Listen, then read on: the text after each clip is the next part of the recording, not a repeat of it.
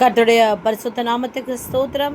இந்த 275ஆம் நாளுக்கான பாவ அறிக்கை, அது 1 கொரிந்தியர் 5ஆம் அதிகாரம் 8ஆம் வசனம். ஆகையால் பழைய புளித்த மாவோடு அல்ல, துர்குணம் பொல்லாப்பு என்னும் புளித்த மாவோடும் அல்ல, துப்புரவு உண்மை என்னும் புளிப்பில்லாத அப்பத்தோடு பண்டிகையை ஆசரிக்க கடவோம். ஆமென்.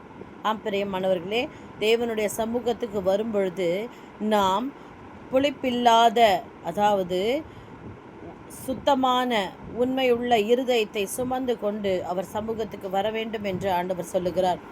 ஒருவேளை துர்குணத்தோடு, பொல்லாப்புகளோடு, கசப்போடு, வெறுப்பு, வைராக்கியத்தோடு அவர் சமூகத்தை நாம் தீட்டுப்படுத்தி இருப்போமானால் இப்பொழுது அவரிடத்திலே எல்லா பாவங்களையும் அறிக்கையிட்டு ஒப்புரவாக கடவோம்.